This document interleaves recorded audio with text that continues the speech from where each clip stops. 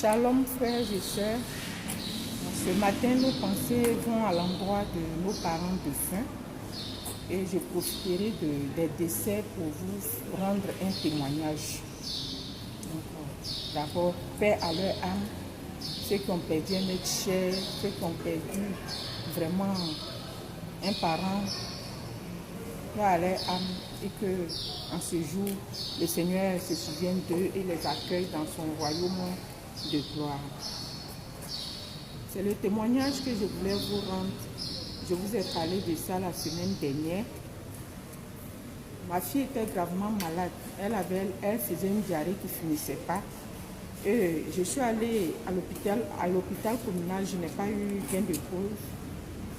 Donc, finalement, je me suis rendue au CHU avec elle sans permission d'un médecin. Mais quand je suis allée, par la grâce de Dieu, j'ai été reçue. Bon, les médecins qui m'ont reçue en pédiatrie voulaient examiner la fille, l'enfant, mais il n'y avait pas de place dans les chambres. Il n'y avait pas de place dans les chambres pour faire, la consultation de la fille.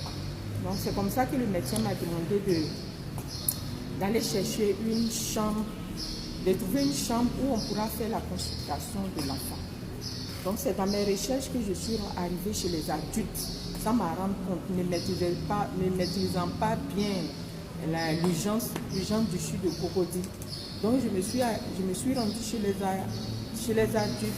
Je suis arrivée chez les adultes et j'ai commencé. Bon, quand je suis arrivée, j'ai vu plein de personnes à terre. Ils ont écrit T en majuscule, C, T, et puis ils ont jeté ça sur. Bon, décédé. Ça veut dire que ces personnes sont décédées. Donc il y avait des personnes décédées à terre. Donc j'ai cherché, je suis allée, j'ai cherché une salle.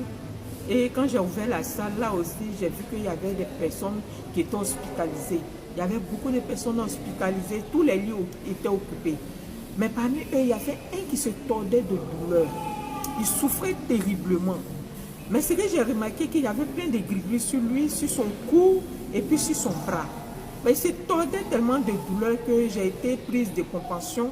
Donc je me suis arrêtée, j'ai commencé à le regarder. Il se tordait de douleur jusqu'à ce qu'il quitte son lit et il tombe. Donc quand il est tombé, sa chemise s'est relevée et j'ai vu plein de gris-gris encore dans ses reins. Mais malgré cela, le monsieur souffrait. Il souffrait, il gémissait.